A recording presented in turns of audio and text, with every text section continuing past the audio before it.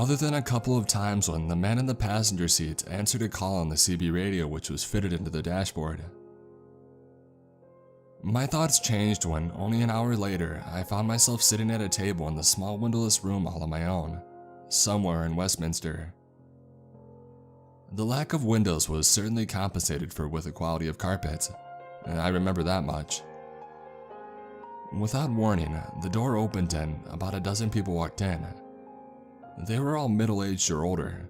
Some were Russian, judging by their accents, and they all were clutching folders overflowing with documents while talking very aggressively amongst themselves. They didn't acknowledge me, at least not immediately. A lot of what was said went over my head. It was all political babble to me. They used terms which I wasn't familiar with, at least not in the context they referred to them in. I remember one specific phrase that one of the older men said, in a strong Russian accent. The last time a human being set foot on the moon was on the 14th of December 1972. That was almost 20 years ago. We must know if they're still up there. I was confused. Everybody knows that all 3 crew members from Apollo 17 returned home safely. There is no doubt over that. There was a brief silence as the others looked at each other, hoping for somebody to say something to break the silence. I don't know why I did it, but my naivety got the better of me. Sorry, I thought all 3 of the Apollo 17 crew came back to Earth. Everybody stared towards me as if I had just said something disgusting. The older man stared at me before answering my question. Do you think we are fearful of mere humans being on the moon? I felt silly. My mind darted between many different ideas, but he was right. It was over 20 years ago. If they had been left behind, they would have run out of oxygen and supplies within days, and would have perished soon after. This wasn't a good start for me. He leaned forward and he addressed me directly in a lowered tone of voice. You have, nor ever will have, any idea of what we know was up there. I said nothing, partly to avoid making myself look foolish, but also because the atmosphere in the room was so tense. He handed me some stapled pages from his folder. I assume that you were not briefed about this meeting, comrade. I wanted to correct him on his use of the term comrade, but I decided to just read the document instead. I don't remember word for what it said, but the front was emblazoned with classified at level 7, and nothing else. I turned the page and there were a series of black and white photographs. The images were not only disturbing but horrifying. The first one was a landscape image, taken on the lunar surface, but with some sort of structure visible in the distance. The second image was a lunar lander, but it looked like it had been sliced open from top to bottom. No jagged edges or debris lying about, just cut in half. All I remember was some Cyrillic characters on the side which remained. The third image was the most disturbing. It was a very basic spacesuit laying on the lunar surface with the mangled, icy remains of its occupant scattered around the broken visor. It almost looked as if he had been ripped out of his suit, through his visor at a very high speed. The fourth image showed several other spacesuits laying on the surface, maybe 75 yards away from the camera. I certainly wasn't expecting to see this. I wanted to go outside and throw up, but I held it back at least until the meeting was over. Russian lunar landing, October 1968, he said, as I glazed at the horrific images. Those Americans thought that they would get to the moon first. They thought Russian technology was inferior. They were wrong. One of the British men sitting across the room stubbed out his cigarette on the table. For Christ's sakes, Kratsov, stop with all the commie propaganda and get to the point. The older man, who I now know as Kratsov, didn't hesitate to slim down his story. Okay, so we landed on the moon in 1968, only about 6 kilometers from where Apollo 17 landed in 1972, but nowhere near any of the other American moon landings. We know that they landed safely, but radio contact was lost about 5 hours after they landed. We assume that it was a mechanical failure of the plutonium fuel cell. They couldn't take off or communicate. It was both a victory and a loss for Russia. This was a secret mission, so everybody involved just carried on as normal after. Death was nothing new to them, no matter how many times that they saw it. I started to join the dots in my head, but I remained fixated on what Kravtsov is saying. The Americans landed their manned lunar module in July 1969, and then 4 more and then the last one in December 1972.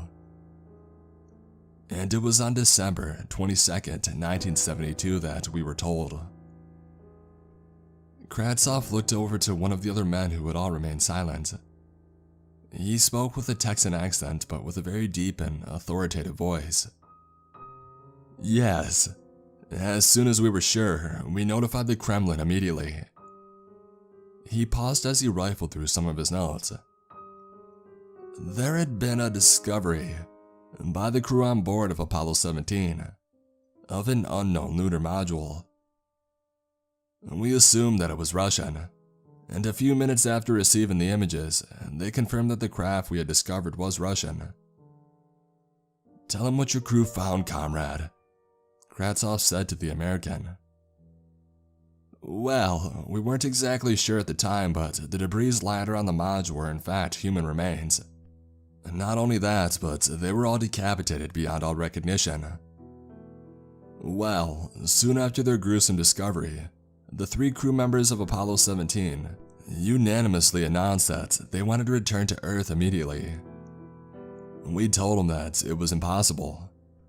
The service module that was orbiting the moon was in the wrong trajectory at the time, and so they had no choice but to stay inside the module until it was time to return. They told us that from inside the module, they could see figures outside, picking over the equipment that they had left outside.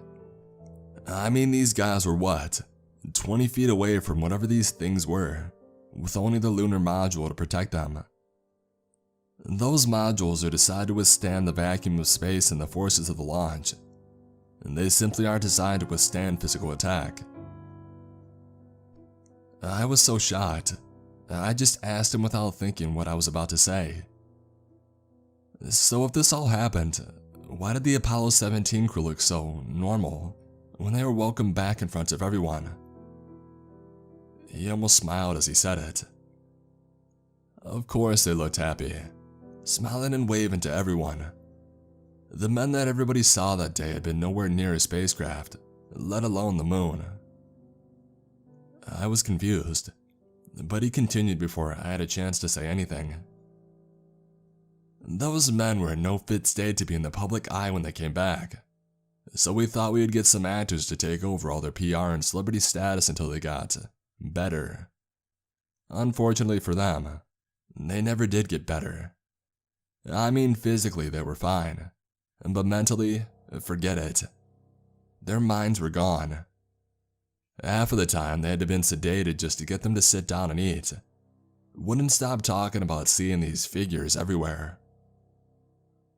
And when one of them finally told us about them, well, it wasn't pretty. He said they were like an opaque shadow, but with such a menacing stare. He said one of them looked right at him as he peered out of the lunar module. I think he meant he stared right at it, because from what he said, they did not have eyes. He said that they just stared straight into your soul, plundering all your thoughts and projecting fear and terror into your mind. We still don't know a lot about what had happened up there. All we have to go on are the pictures and not much else. I turned the page of the document that I held in my hand. The edges were now damp from the sweat forming around my palms. The next image showed a glimpse of one of these figures. It was hideous. It was nothing more than a very dark shadow, but with a very distinctive outline and limbs, if you can call them that. It's hard to tell from the angle from which the photograph was taken, but I would guess that these figures were about 9 or 10 feet high. So what do I have to do with any of this? I asked him. One of the other men quickly replied, as a professor of psychology, we need to be certain that if the crew of this next mission are affected in any way, that you will be able to cure them. I was shocked. I still don't know what this had to do with me. I still fail to understand why you feel the need to involve me with this. A few of the men started looking at each other before Kratsov just came out and said it. We have our reasons for selecting you. We have studied your case file extensively, and we are satisfied that you meet all the necessary criteria for this task. I stood up in anger. That's ridiculous. You mean to say that just because I spent 18 months working in a mental asylum, suddenly I'm qualified to cure your crew after they see things that go beyond the human imagination, 20 feet away from them, while they're 250,000 miles away from another living soul? You obviously have no idea how psychology works, do you? Why on earth would you want to send anybody back there? The last crew in 72 barely made it back alive, if you call being spoon-fed your dinner at the age of 39 a life. Kratsov wasn't entirely pleased, but I refused to go ahead with this. Okay, tell you what. Take these documents, read through them carefully, and if you change your mind, let us know. My mind was already made up. I wasn't going to take on this assignment, but I took the documents anyway to avoid further confrontation with Kratsov or the others. I was then driven back to my university by the 2 suited goons who had brought me all the way to London. I will admit, I did consider once I had had the time to let it sink in, but I decided that hearing first-hand accounts of evil, ungodly figures from intelligent men who had had their minds pulled apart by some otherworldly force just wasn't for me. I still remember the launch details and the number of crew members though. It was launched from the Okhotsk launch site in Russia on the 22nd of December 1990. There were 3 crew members, 1 British and 2 Russians. I can't recall their names though. I thought no more about it and I filed the documents away in a box folder in my study. In January of 1991, a day or 2 after we returned from the Christmas break, I received a phone call. I was to be picked up the next day, and I was to bring with me the documents that I had been given about 7 months before. I reminded them that I wanted nothing to do with this. They understood and they respected my wishes. They agreed that I would not have to conduct any psychological experiment, but I was still to attend tomorrow. As planned, I was picked up by the same 2 goons who had dropped me off the last time, both still as talkative as before. I brought my briefcase with me containing the documents as requested. On arrival to Whitehall, I wasn't taken to the small room with no windows.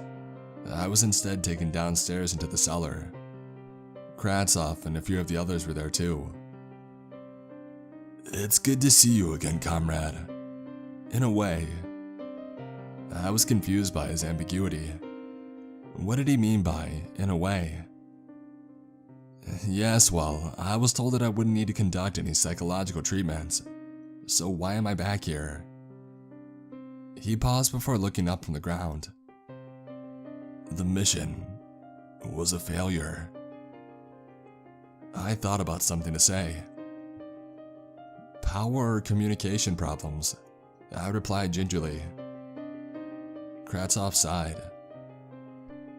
Neither, unfortunately. The equipment was fine, until after we saw what happened to them on the video link monitor. I felt ice cold with fear over what he was about to tell me. The figures, they were not only still there, they were waiting for them. As soon as they landed, they hardly had time to turn off the navigation computer before the whole thing was ripped apart. I tried to think logically for a moment. These were figures that we were talking about. What if there was a mechanical failure? What if? Kratsov interrupted me. There was no failure, and I'll tell you how I know. Those figures are just the foot soldiers. They have been warned off of the moon twice. There are no more warnings. If we do return, they will class it as an act of war, and I don't mean one with guns and bombs. This will be a war on the psyche of the human mind. Nobody can imagine what this is like. I couldn't think of anything to say. The module landed on the lunar surface at 3:45 a.m. on Christmas Day, 1990. At 3:47 a.m., the crew were seen on video link as they were decapitated in their lunar module.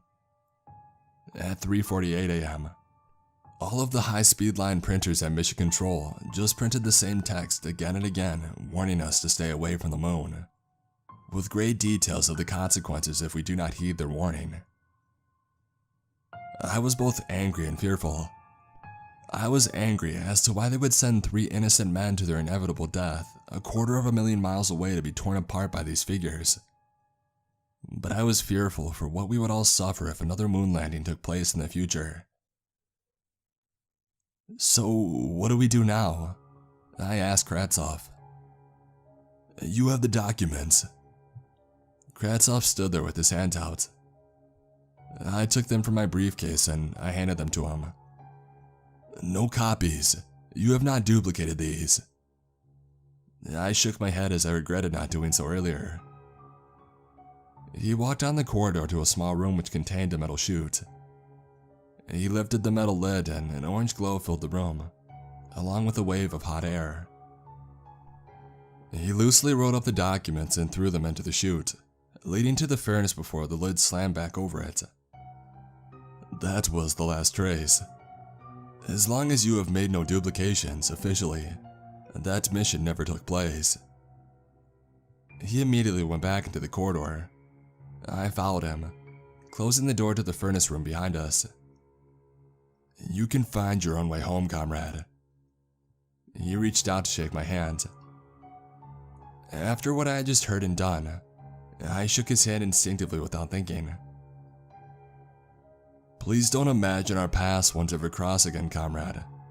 We may need you again one day, but next time your assistance would be mandatory, he said as he turned and he walked away.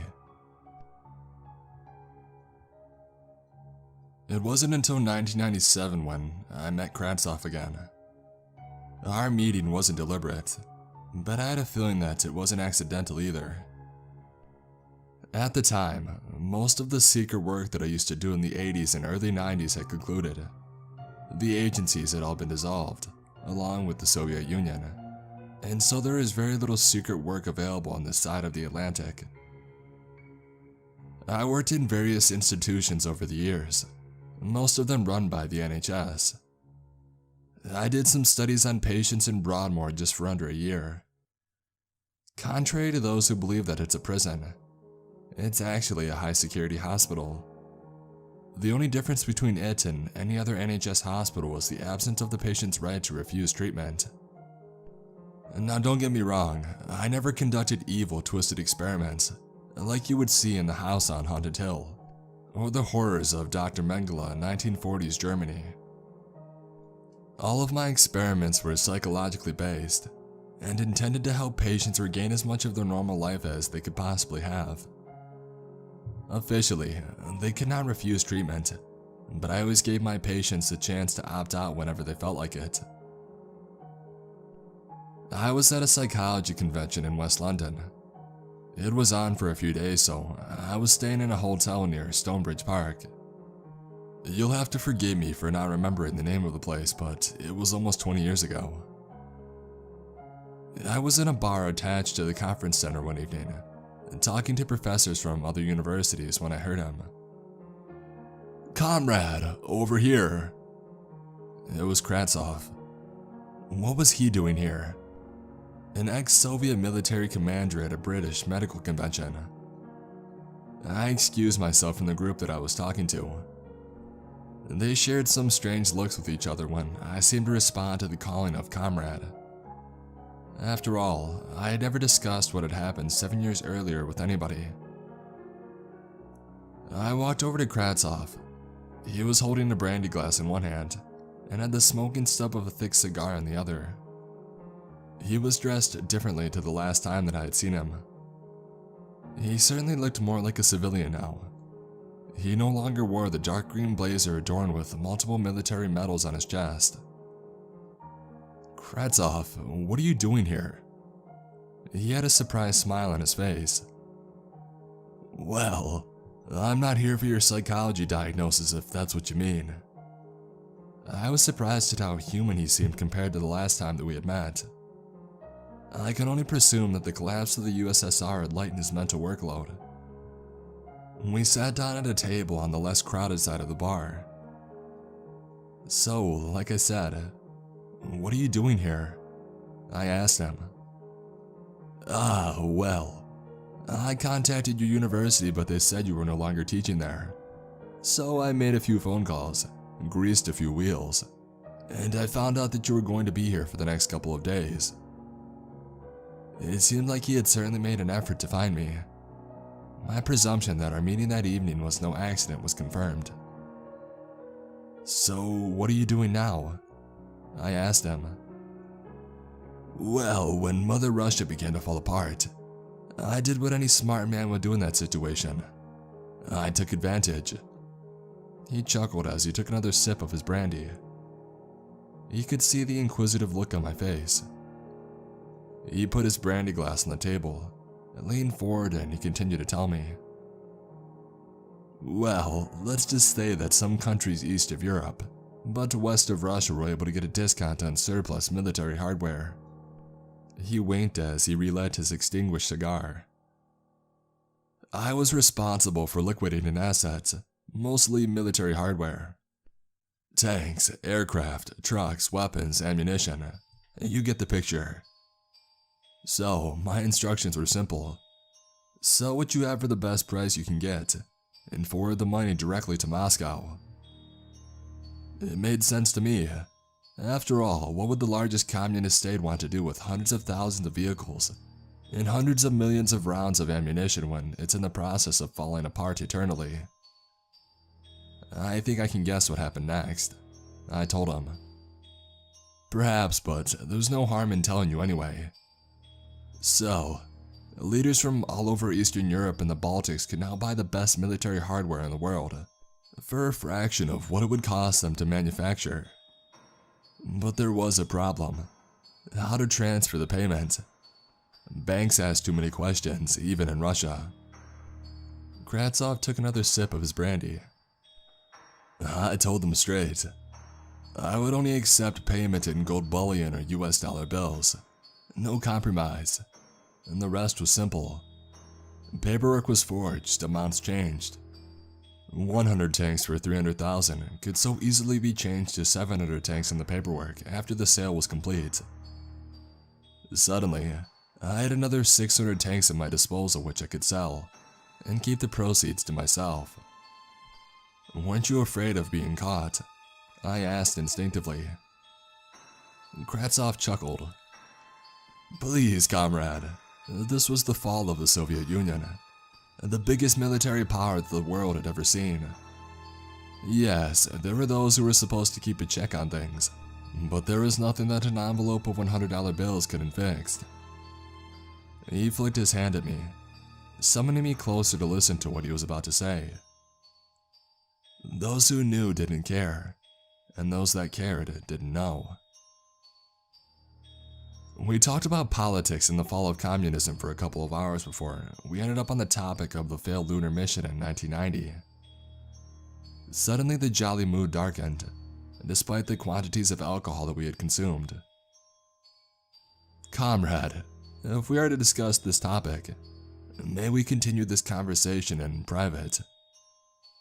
I had to agree with him. It may have been the late 90s, but talking about top secret space launches in a public place would have raised a lot more eyebrows than the sight of two men going into the same hotel room. So we left the bar and we went back to my hotel room, which was a few minutes' walk from the conference center. When we got back to the room, he sat on the chair next to the television. I pulled the other chair from across the room, and we sat opposite of each other as we resumed our conversation from the bar. "So what became of the missions?" I asked him. "I didn't. I couldn't tell you everything we knew back then, comrade." He sighed with frustration. "We should have never sent that mission up there. It felt wrong from the start, but how could I stop it? I was just a cog in the giant communist machine." I could understand his inability to prevent it. He certainly had remorse over it. After the mission in 68 failed, we made contact with what was behind the dissemination of those two missions. My ears pricked up. I wasn't expecting him to say that. "We had an open line of communication between the launch site and them. Not the figures, they were just the soldiers. No, this was much more real."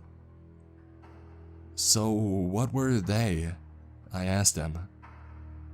"We don't know. They didn't understand our questions, but they communicated by the one true universal language: science. They had developed technology which was inconceivable to us at the time. Now, I don't know how much you know about technology, comrade, but I will break it down in simple terms for you. Before we made contact, we had little success in developing semiconductors. We sent them samples and plans explaining our problems with simple symbols, and they returned the solution." "Sent? How did you send it?" I asked. "It's not as if they had sufficient radio bandwidth to send images to the moon and back." "Probes. We sent many probes to the moon. Inside were samples of our failed semiconductors made of germanium." He continued as he walked over to the mini bar and helped himself to another drink. "They returned probes with the solution to the problem. They suggested replacing the germanium with silicone. Also included were tiny quantities of chemical solutions which they suggested we use to aid the photolithography process. They were so much more reliable than the stuff that we were using before. Unbelievable stuff. We analyzed these samples and produced larger quantities of them. The process now worked flawlessly." I was amazed. I didn't quite understand all of what he was saying, but I understood the general idea of it. Whatever was up there was helping the Soviets to develop higher technology. "But," Kratsov continued, "we knew we weren't the only ones being helped. Over the next few years, we had agents in the United States who provided us with samples of American semiconductors. The process was identical to the one provided to us by them. This was no coincidence." "America had contact with them too?" I asked him in no uncertain terms. "Of course, but they had used their technology to enrich their capitalist society, selling it to their general population in the new concept of gadgets and electronic computers. We, on the other hand, used it to enhance our society and military power." It all started to fit together. The technological improvements over the past 50 years were extraordinary. Too extraordinary for humans to complete unassisted. "So, if they helped you to advance your semiconductor industry, why were they so hostile?" He sat back down as he answered me. "Comrade, you must remember one thing. They are not afraid of us. They don't have the ability to feel fear, although they understand how they can use it against us. They do, however, have self-preservation instinct, as do all intelligent forms of life." I had to ask the question, even if I didn't want to hear the answer. "So what did they want in exchange for this knowledge and scientific assistance?" Kratsov leaned back in his chair as he tried to think of a way to word his answer. How to say this? I remained silent as I waited for him to reply. "Well, they wanted to conduct experiments on the human mind. Don't assume they weren't asking for our permission. They didn't need any permission. They could do what the hell they liked.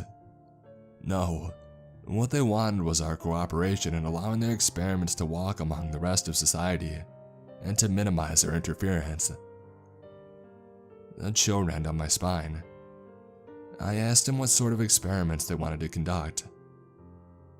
Psychological experiments, of course. They wanted to see the reaction of the general population when a small number of us are altered and allowed to remain physically unchanged. Kratzoff started to look uncomfortable as he talked about the subject. He started pacing around the room as he talked. Let me ask you something, comrade. Do you believe in God? I hesitated before I answered honestly. No, I'm agnostic. I'm open to the concept of organized religion, but I'm not entirely convinced by it. He pointed at me as he chuckled quietly. That, comrade, is a good answer. I felt slightly uncomfortable by this time. What does my faith or lack thereof have to do with extraterrestrial assistance in Soviet technology? Go on. What has it got to do with religion? Well, they have already conducted experiments before, which were hugely successful for them. They altered the psyche of a few people around our planet over the space of several centuries. People called them prophets. Suddenly my mouth went dry and I started to sweat.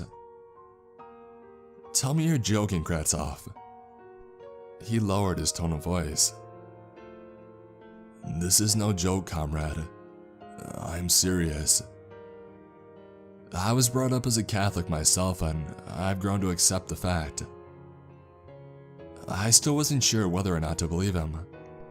I don't think that he was lying to me, but he may have been mistaken or interpreted incorrectly somehow. Okay, for the sake of this conversation, let's assume that's all the prophets. And Kratzoff interrupted me.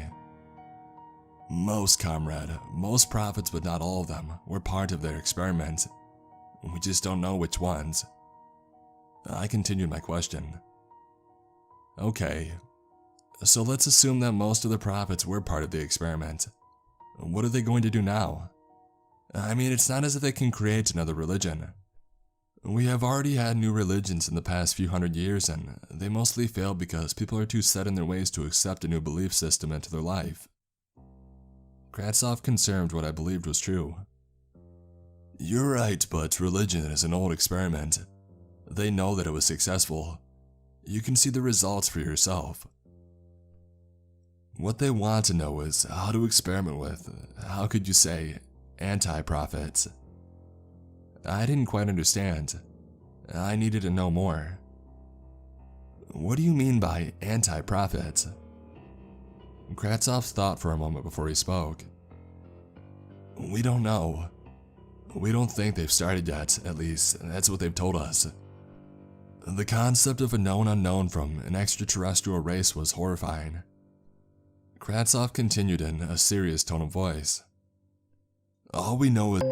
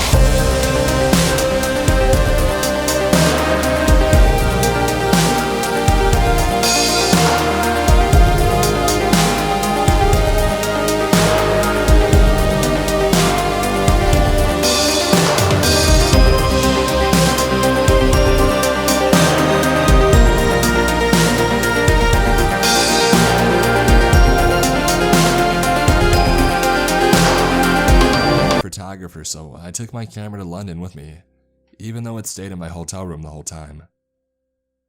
He asked me to take a photo of him. I don't usually take photos of people. Landscapes and architecture were more my subject of choice. I took a few photos of Kratsov. We had another drink and then he left. I remember him saying that he would like a copy of the photos next time we would meet. I wish that I would have kept in contact with him. Back in those days, it was impossible to maintain contact with international acquaintances. Obviously, there is no Facebook or Twitter, and you just can't try and speak to every Kratsov you find in the telephone book. It's not quite as common as the English names Smith or Jones, but it's certainly not uncommon. Maybe it's more like the Russian equivalent of Wilson or Robert. Sadly, I never saw Kratsov again.